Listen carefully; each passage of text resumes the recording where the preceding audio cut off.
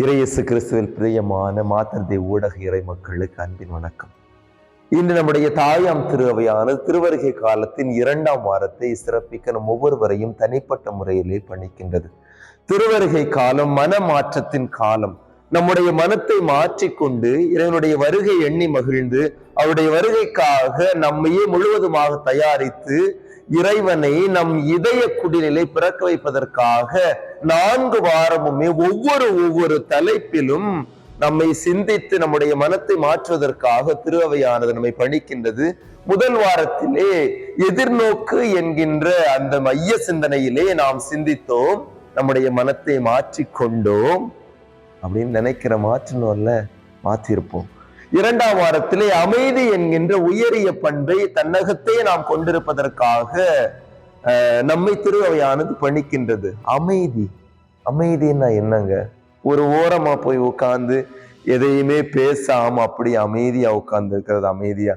இல்ல எல்லாமே இந்த உலகமே எல்லாமே பேசிக்கொண்டு சத்தமிட்டு கொண்டு இருக்கின்ற போது நான் ஒரு ஓரமா உட்கார்ந்து சோகமா போய் உட்கார்ந்து அமைதி காப்பது அமைதியா? இல்ல வாயில அந்த ஆசிரியர்கள்லாம் சொல்லுவாங்கல்ல, வாயில விரலவை, அந்த அமைதியா? அமைதி என்றால் என்னது?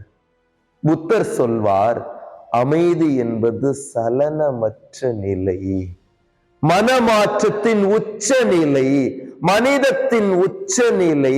ஒரு மனிதன் தன்னையே உணர்வதற்கான தருணத்தை ஏற்படுத்தக்கூடிய தகுதி வாய்ந்த நிலை, அதுதான் அமைதி என்கின்ற நிலை.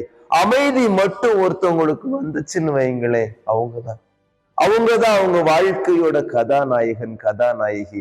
அந்த அமைதியை தான் நிறைய நேரங்களில் நாம் தன்னகத்தை கொண்டிருப்பதற்கு நிறைய வேளைகளில் நாம் நம்மையே மறுக்கின்றோம், நம்மையே நாம் மறக்கின்றோம்.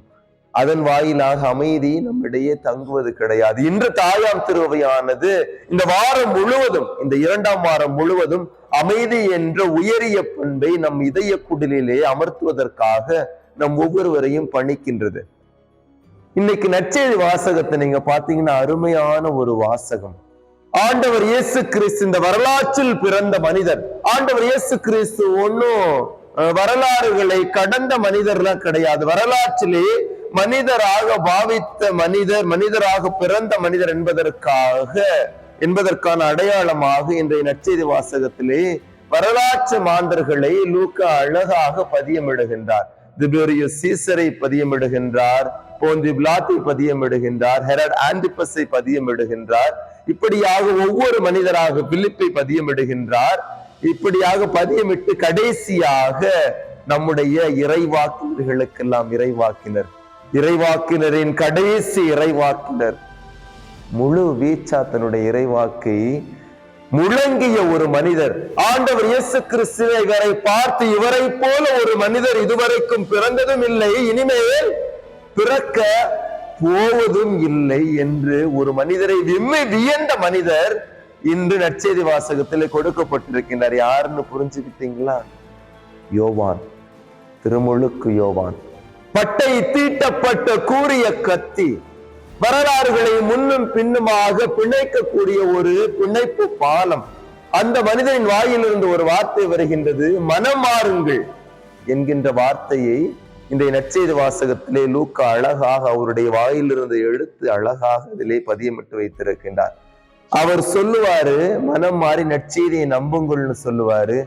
ஏன் இந்த இடத்துல திருமுழுக்கு யோவான் வரணும்? திருமுழுக்கு யோவான் என்பவர் ஆண்டவர் இயேசு கிறிஸ்துவை முன்னறிவிப்பாளராக மட்டுமன்றி மக்களையும் சேர்த்து ஆண்டவர் இயேசு கிறிஸ்துனுடைய வருகையை, ஆண்டவர் இயேசு கிறிஸ்துனுடைய பணியை ஏற்கக்கூடிய விதமாக மக்களுடைய மனங்களையும் மாற்ற வேண்டும் என்பதற்காக உழைத்த ஒரு மிகப்பெரிய ஆகச்சிறந்த அதீத மானுடராக திகழ்ந்தவர் தான் திருமுழுக்கு யோவான் என்பதற்காக லூக்கா அழகாக திருமுழுக்கு யோவான் எடுத்து இந்த இடத்துல வச்சிருக்கிறார். எஸ்ஐயா சொல்லுவார்ல, 40:3-5 சொல்லுவார்ல, என்ன சொல்லுவாரு? வழியை ஆயத்தமாக்குங்கள், பாதையை செம்மையாக்குங்கள், கரடுமுரடான அனைத்தும் சமதளமாக்கப்படும், பள்ளத்தாக்குகள் அனைத்தும் நிரப்பப்படும், உயர் மலைகள் அனைத்தும் அப்படியே சமதளமாக்கப்படும், கோணலானவை அனைத்தும் நேராக்கப்படும், எதெல்லாம் கரடுமுரடா இங்கே அங்கே இருக்கோ அவை அனைத்தும் சீராக்கப்படும் என்று சொல்லுகின்றார். எப்படி சீராக்கப்படும்? ஆண்டவர் இயேசு கிறிஸ்துவினுடைய பிறப்பு அனைத்தையும் கொணரும் என்று சொன்னால் அது எந்த வழி கொணரும் தெரியுமா? அமைதி என்கின்ற உயரிய வழி நோக்குதான். நம் மனதை நாம் சலனமற்று வைத்திருக்க வேண்டும். பள்ளத்தாக்குல இருக்கிறோமா? நிரப்புவதற்கான வழியை நாம் தேட வேண்டும். நாம் உயரத்தின் உச்சியில் இருக்கின்றோமா? அதாவது கோபத்தின் உச்சியில் இருக்கின்றோமா? அகங்காரத்தின் உச்சியில் இருக்கின்றோமா? அல்லது ஆக்கிரமத்தின் உச்சியில் இருக்கின்றோமா? அதை இடித்து தரை மட்டமாக்கி சமதளமாக்க வேண்டும். என்னுடைய வாழ்க்கை கோணலாக இங்கும் அங்கும் செல்கின்றதா? ஆண்டவர் இயேசு கிறிஸ்துவினுடைய பிறப்பின் மூலமாக, ஆண்டவர் இயேசு கிறிஸ்துவினுடைய வருகையின் மூலமாக அவை அனைத்தும் சீராக்கப்பட வேண்டும். என்னுடைய வாழ்க்கை கல்லும் முள்ளும் நிறைந்த கரடுமுரடான பாதையில் செல்கின்றதா? அவை அனைத்துமே சீராக மாற்றப்படும், மாற்ற வேண்டும் என்று இன்று திருமுழுக்கு யோவான் நம் ஒவ்வொருவரையும் பணிக்கின்றார். இந்த சலனமற்ற நிலைக்கு ஒரு கதை ஒன்று சொல்லுவார்கள்.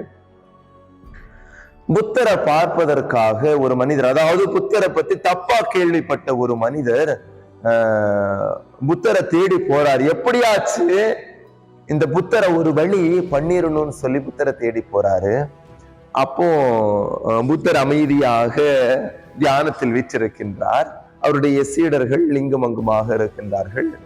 அவர்களும் தியானத்தில் வச்சிருக்கின்றார். நேரா ஓடி வந்து அவர் கேட்கிறாரு, இதுல யார் புத்தர்? உடனே சுத்தி இருக்க சீடர்கள் அனைவரும் வியப்போடு பார்க்கின்றார்கள். யாரு புத்தரா? இந்த மனிதர் சாதாரண மனிதர் புத்தரை பார்த்து யார் புத்தரா என்று கேட்கின்றார் என்று அவர்கள் வியந்து பார்க்கின்றார்கள். புத்தர் சொல்றாரு, நான் தான் புத்தர் அப்படிங்கிறார். ஓடி வந்து அவருடைய முகத்திலே காரி உமிழ்ந்து விடுகின்றார். நீ எல்லாம் ஒரு மனுஷனா அப்படின்னு சொல்லி. புத்தர் அப்படியே அந்த உமிழ்நீரை துடைத்து கொண்டு, என்ன வேண்டும் தோழா என்று கேட்கின்றார். அந்த மனுஷன் ஆடி போயிடுறாரு. இதுவரைக்கும் எப்படிப்பட்ட ஒரு மனிதனை நான் என்னுடைய வாழ்நாளிலே கண்டதே இல்லையே, இப்படிப்பட்ட ஒரு மனிதரிடம் நான் பழகதே இல்லை என்று சொல்லி அந்த மனிதர் ஆடி போய் விடுகின்றார். அன்னைக்கு போய் உறங்க செல்கின்றார். அந்த மனிதர் உறங்கவே இல்லை. சொல்லுவார்கள், புத்தரை கண்டவர்களும் இயேசுவை கண்டவர்களும் அன்று இரவு அவர்களால் உறங்கவே முடியாது, அதுதான் அவர்களுடைய புண்ணிய நிலை என்று சொல்வார்கள். அதே போல அந்த மனிதர் என்று உறங்கவே இல்லை. அடுத்த நாள் ஓடி வராரு. புத்தரை பார்த்துட்டு, எப்படியாச்சு இந்த மனிதர்கிட்ட நான் மன்னிப்பு கேட்டு விட வேண்டும். ஐயோ, இப்படிப்பட்ட ஒரு ஞானியை நான் என்னுடைய சாதாரண உமிழ்நீராக உமிழ்ந்து விட்டேனே, காரு உமிழ்ந்து விட்டேனே, கேவலப்படுத்தி விட்டேனே, அசிங்கப்படுத்தி விட்டேனே என்று சொல்லி ஓடி வராரு. ஓடி வந்து புத்தரை பார்த்து கேட்கிறாரு, புத்தரை என்னை மன்னிச்சு ஆள்ல விழுறாரு. நான் ஏன் உன்னை மன்னிக்க வேண்டும் அப்படிங்கிறார். எல்லா சீடர்களுக்கும் பயங்கர ஷாக்கு. அது வரைக்கும் அவருடைய போதனை எல்லாம் மன்னிக்கணும், வரணும், போகணும் அந்த மாதிரில இருந்துச்சு. இவர் நான் ஏன் உன்னை மன்னிக்க வேண்டும் என்று கேட்டவுடன் அவர்கள் அனைவரும் வியப்பிலே ஆழ்ந்தவர்களாய் புத்தரை உற்று நோக்கி கொண்டிருக்கின்றார்கள். இந்த மனிதன் மட்டும் அழுத வண்ணமே இருக்கின்றார். ஆனந்தா சொல்றார் பக்கத்துல இருந்து, குருவே, ஒரு முறை இந்த மனிதனை மன்னித்து விட மாட்டீரான்னு கேட்கிறாரு. கதர்றாரு, ஆனந்தா கதர்றாரு அந்த மனுஷனுக்காக. அதுக்கு புத்தர் திருப்பியும் சொல்றாரு, நான் ஏன் இந்த மனிதனை மன்னிக்க வேண்டும்?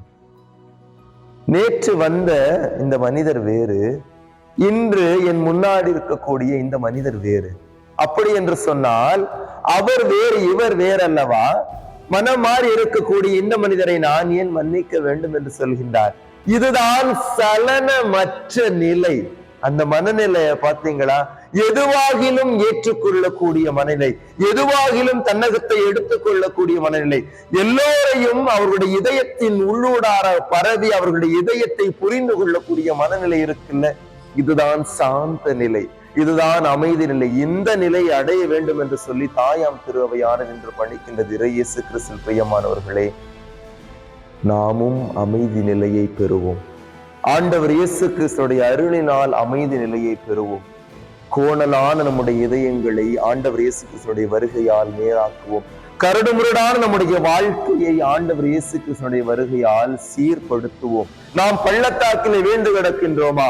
ஆண்டவர் இயேசு கிறிஸ்து நம்முடைய மன கவலைகளை தன்னுடைய அருள் பாலிப்பால் சமப்படுத்துவார். நான் உயரத்திலே, கோபத்தின் உயரத்திலே, ஆக்கிரத்தின் உயரத்திலே இருந்து கொண்டிருக்கின்றேனா? என்னை ஆண்டவர் தன்னுடைய கரம் பிடித்து கீழே இழுத்து என்னை சரிசம நிகராக அன்பினால் ஆட்படுத்துவார் என் நம்பிக்கையோடு நாம் தொடர்ந்து மன்றாடுவோம். இறைவன் நம் ஒவ்வொருவரை நிறைவாக ஆசீர்வதிப்பார். ஆமென்.